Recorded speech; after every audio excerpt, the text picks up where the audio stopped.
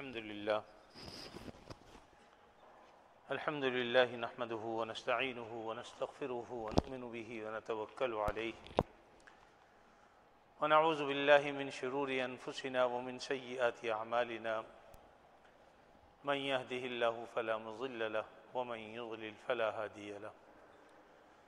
وأشهد أن لا إله إلا الله وحده لا شريك له وأشهد أن سيدنا وسندنا ونبينا ومولانا محمدا عبده ورسوله صلى الله تعالى عليه وعلى آله وأصحابه وبارك وسلم تسليما كثيرا أما بعد فأعوذ بالله من الشيطان الرجيم بسم الله الرحمن الرحيم يا أيها الذين آمنوا قوا أنفسكم وأهليكم نارا وقودها الناس والحجارة عليها ملائكة غلاظ شداد لا يعصون الله ما أمرهم ويفعلون ما يؤمرون وقال رسول الله صلى الله عليه وسلم الحياء شعبة من الإيمان صدق الله العظيم وصدق رسوله النبي الكريم ونحن على ذلك من الشاهدين والشاكرين والحمد لله رب العالمين۔ حاضرین محترم، قرآن مجید کی ایک آیت مبارکہ اور حدیث کا ایک حصہ اس وقت جس کی تلاوت کی گئی ہے، دعا فرمائیے اللہ تعالیٰ بات کو صحیح طریقے پر کہنے کی، سننے کی، سمجھنے کی اور اس پر عمل کرنے کی ہمیں توفیق عطا فرمائے۔ یہ آیت مبارکہ اکثر موقعوں پر پڑھی جاتی ہیں اور وجہ اس کی ظاہر ہے کہ اللہ تعالیٰ نے اس میں اہل ایمان کو خطاب فرمایا ہے، اور اللہ تعالیٰ جب یا ایھا الذین آمنوا کہہ کر خطاب فرماتے ہیں تو اہل ایمان کو چاہیے کہ وہ فوراً چوکنے ہو جائیں، کیونکہ اللہ تعالیٰ یا تو کسی کام کے کرنے کا حکم دے رہا ہوتا ہے یا کسی کام سے روکتے ہیں کہ ایمان والو یہ کام کرو یا یہ کام نہ کرو۔ تو یہاں اللہ تعالیٰ نے ہمیں حکم دیا ہے یا ایھا الذین آمنوا کے بعد قوا انفسکم واہلیکم نارا، اپنے آپ کو بھی، اپنی اولاد کو بھی، اپنے گھر والوں کو بھی دوزخ کی آگ سے بچاؤ، اور پھر اس کی شدت کا بتلایا کہ وقودها الناس والحجارہ، اس کا ایندھن کون ہوگا؟ لوگ ہوں گے، لوگوں سے بھڑکائی جائے گی وہ، اور پتھر کی آگ بڑی سخت ہوتی ہے، کاغذ کے مقابلے میں، گھاس پھوس کے مقابلے میں اور دیگر چیزوں کے مقابلے میں پتھر جب پگھلتا ہے، لاوا جب ابلتا ہے اور لاوا بہتا ہے پہاڑوں میں، تو اس کی جو آگ ہوتی ہے اس کی شدت بہت زیادہ ہوتی ہے۔ اس لیے فرمایا کہ وقودها الناس والحجارہ، اور یہ آگ ایسی نہیں ہے کہ جس سے ہم جب چاہیں چھٹکارا پا لیں۔ علیہا ملائکۃ غلاظ شداد، اس پر جو فرشتے مقرر کیے گئے ہیں وہ بڑے تند مزاج، تند خو، شدید الغضب، لا یعصون اللہ ما امرہم، اللہ جو انہیں حکم دیتا ہے وہ اس کی نافرمانی نہیں کرتے، وَيَفْعَلُونَ مَا يُؤْمَرُونَ، اور وہ وہی کرتے ہیں جس کا حکم اللہ انہیں دیتا ہے، نہ سفارش سے نہ رشوت سے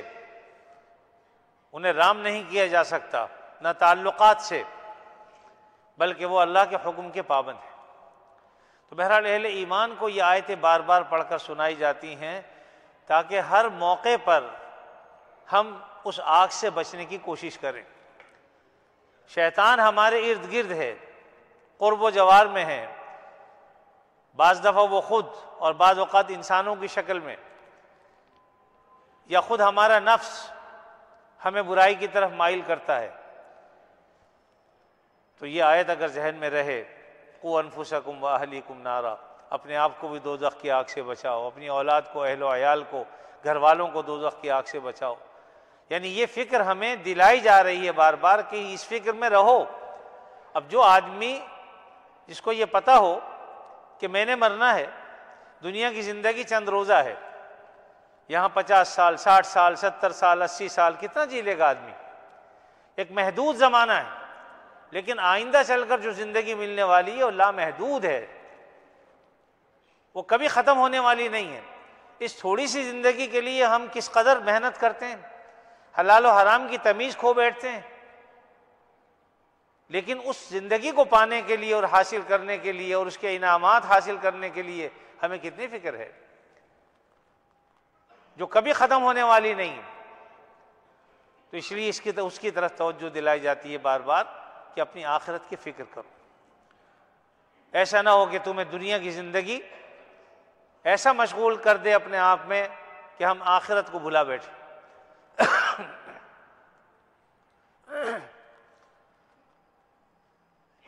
اور اسی کے میں نے جو حدیث تلاوت کی ہے، الحیاء شعبۃ من الایمان، اصل میں یہ ایک حدیث ہے جس میں اس کا ایک حصہ ہے یہ، اور پورے حدیث کا اس طریقے سے خلاصہ ہے کہ آپ صلی اللہ علیہ وسلم نے فرمایا کہ ایمان کے 70 شعبے، ان میں افضل ترین شعبہ جو ہے وہ لا الہ الا اللہ، اللہ تعالیٰ کو ایک ماننا، اور اس کا ادنا جو وہ ہے شعبہ وہ اماطۃ الاذی عن الطریق، راستے سے تکلیف دہ چیزوں کو ہٹا دینا۔ اور پھر یہ دونوں انتہاؤں کو بیان کرنے کے بعد، ابتدا و انتہا کو بیان کرنے کے بعد، اس سے پتہ چلا کہ درمیان میں اور بہت سے شعبے ہیں لیکن ان کا ذکر نہیں فرمایا، بطور خاص ان میں سے ایک کا ذکر فرمایا آپ صلی اللہ علیہ وسلم نے کہ والحیاء شعبۃ من الایمان، کہ اہم ترین شعبہ حیا کا شعبہ ہے۔ اے ایمان والو، تم میں سے کہیں حیا جاتی نہ رہے، کیونکہ حیا بند باندھتی ہے،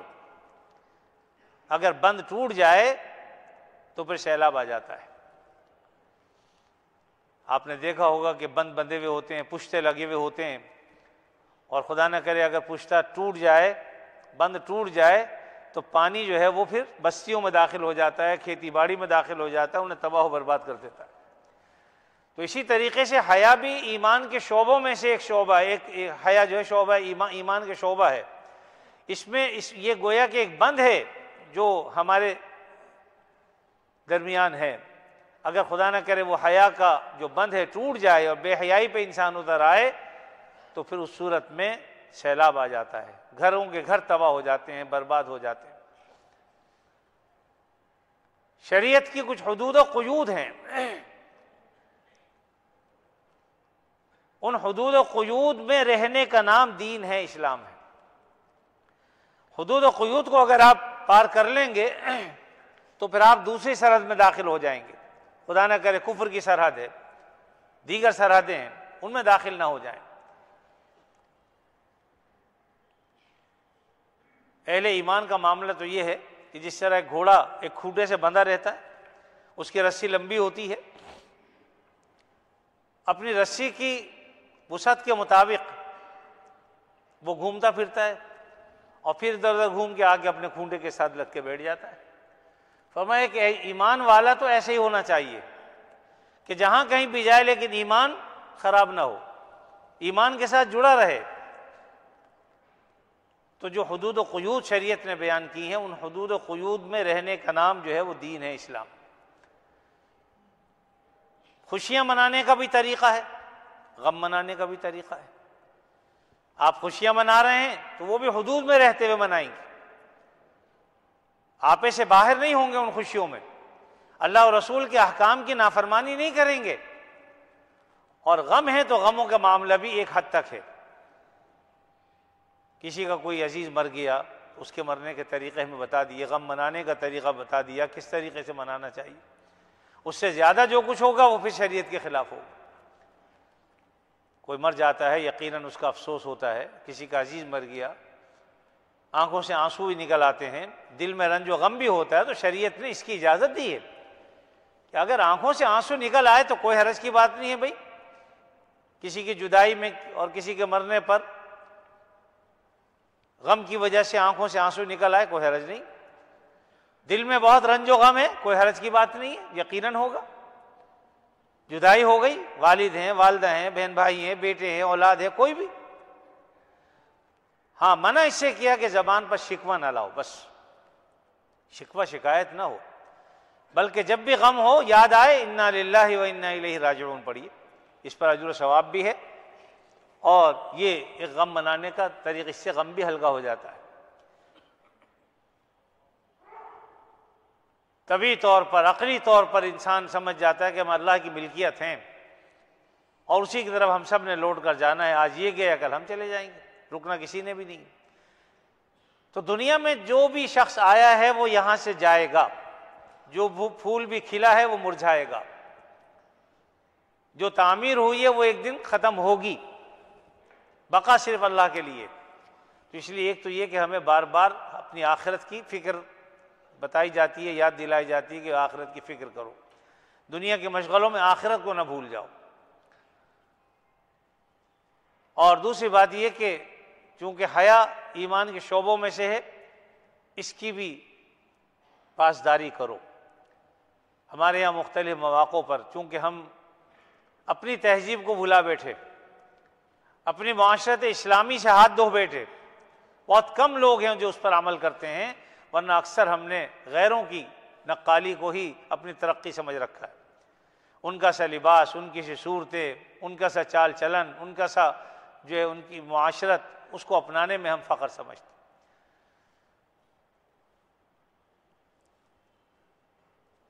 ایک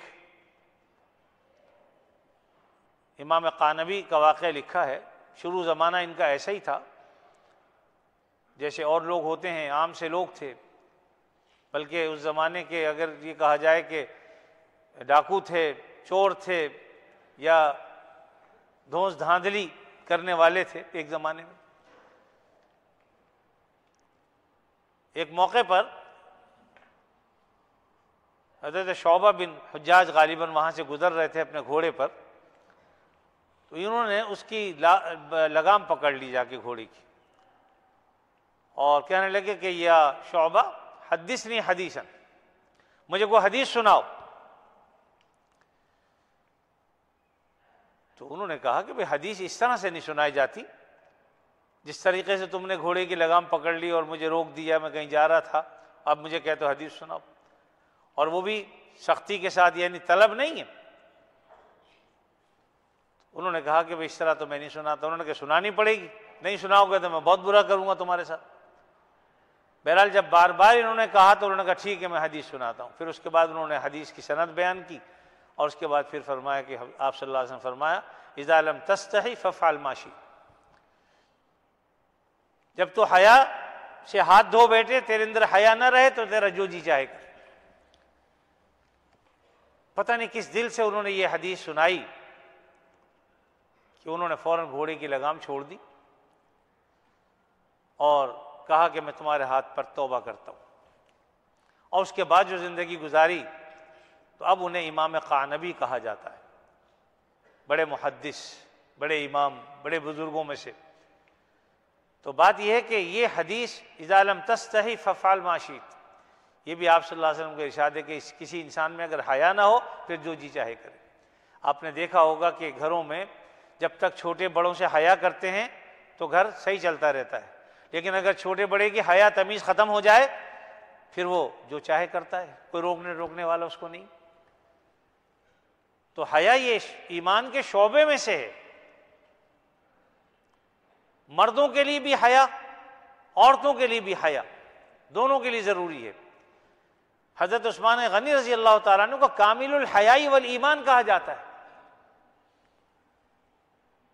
کامل الحیاء والایمان۔ نبی کریم صلی اللہ علیہ وسلم ایک دفعہ تشریف فرما تھے،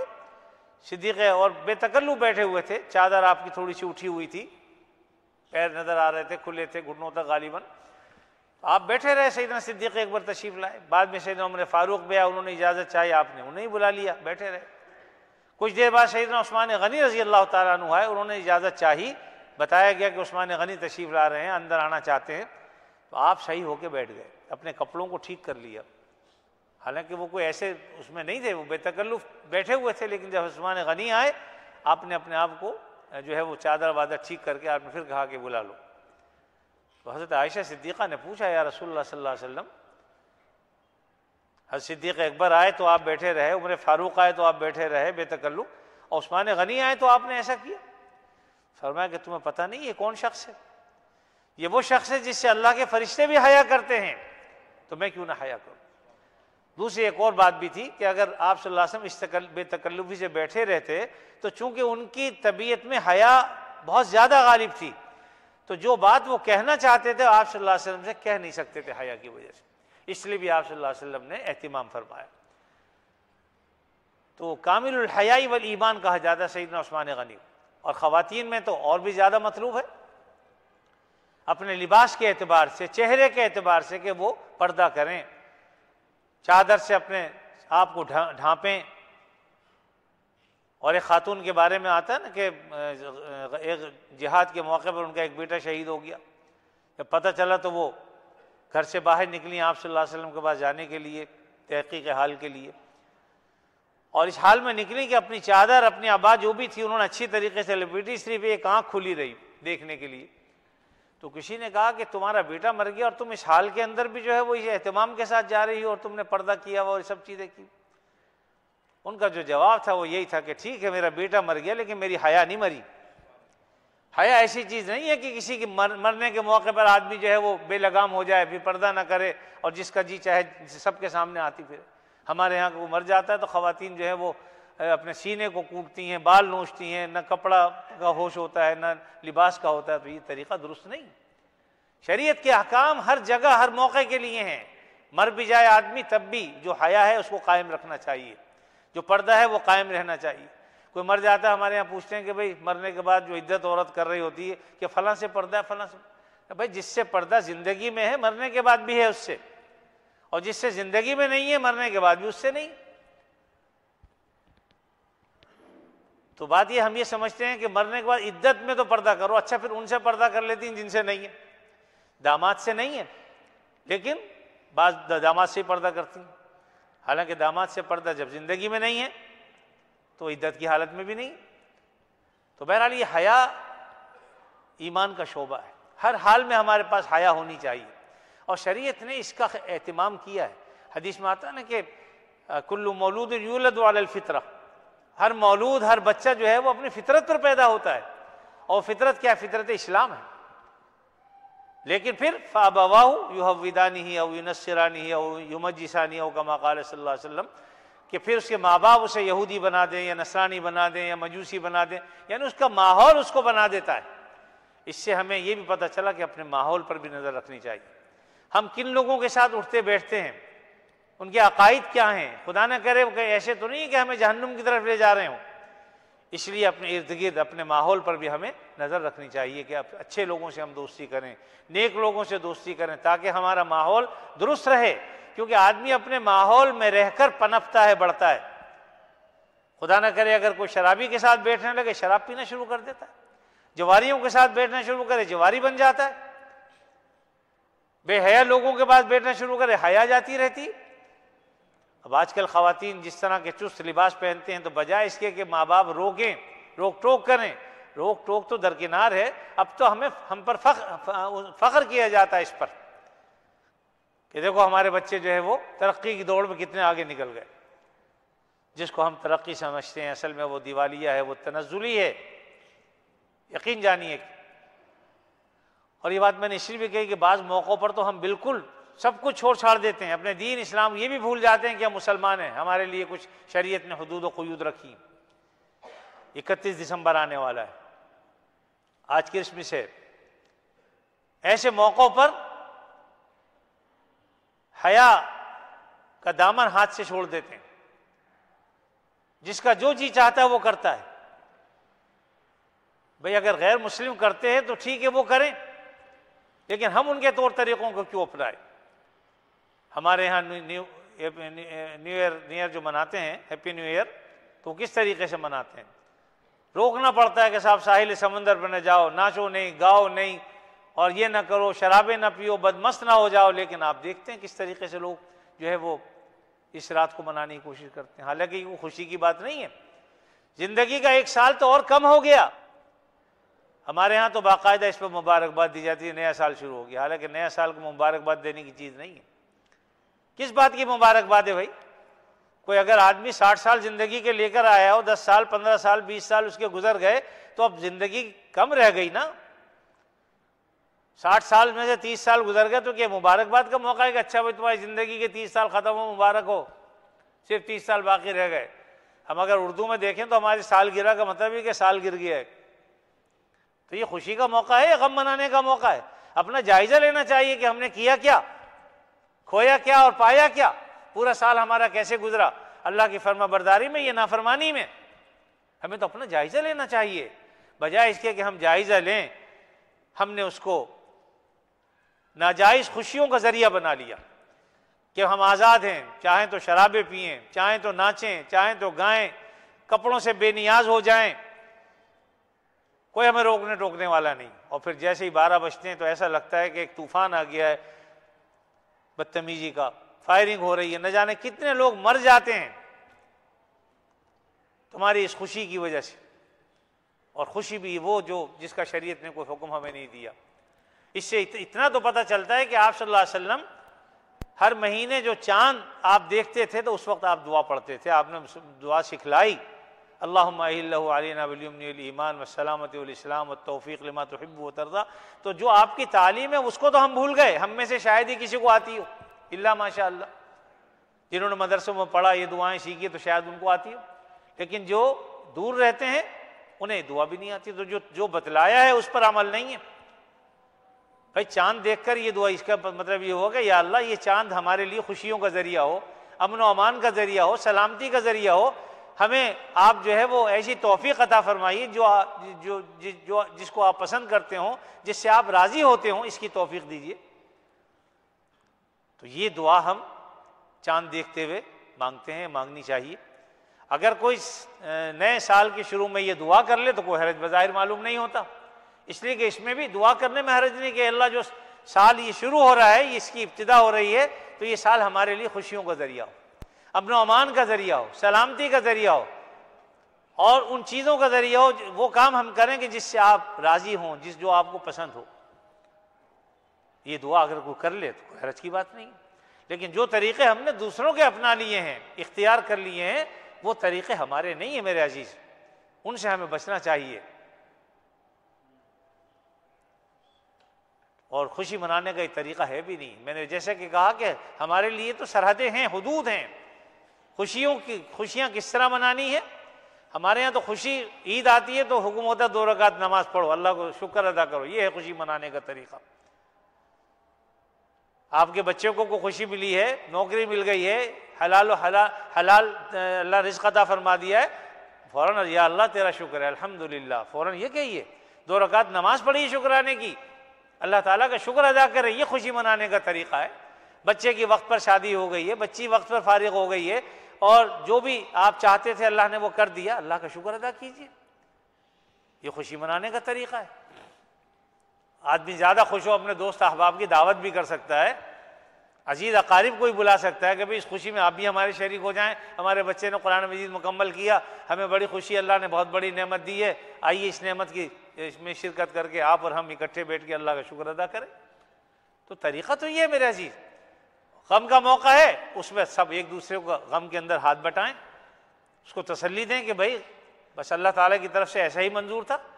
یہ دنیا ہے، اس میں تو غم اور خوشیاں سب ملی جلی ہیں، کبھی خوشیاں کبھی غم۔ جہاں کوئی غم نہیں ہوگا وہ جنت ہے، وہ تو جب انشاءاللہ اللہ تعالیٰ عطا فرمائیں گے تو اللہ نے چاہا تو وہ چیز ہمیں حاصل ہو، اور جہاں غمی غم ہے وہ جگہ دوزخ ہے، اللہ اس سے محفوظ رکھے ہمیں۔ تو میرے عزیز یہ وہ طریقے ہیں، ہم حدود و قیود میں رہ کر زندگی گزاریں۔ مسلمان پابند ہے اللہ اور رسول کے حدود و قیود میں رہنے کا، جو اس سے نکل جائے، حدود و قیود کا خیال نہ رکھے، تو یہ بات جو ہے وہ مناسب نہیں ہے، اس سے گریز کرنا چاہیے، بچنا چاہیے۔ اللہ تعالیٰ اپنے فضل و کرم سے مجھے بھی، آپ سب کو اور تمام مسلمانوں کو اپنی آخرت کی فکر کی بھی توفیق عطا فرمائے، اور اللہ تعالیٰ اپنے فضل و کرم سے ہمیں اپنی مرضیات پر چلنے کی توفیق عطا فرمائے۔ وآخر دعوانا ان الحمد للہ رب العالمین۔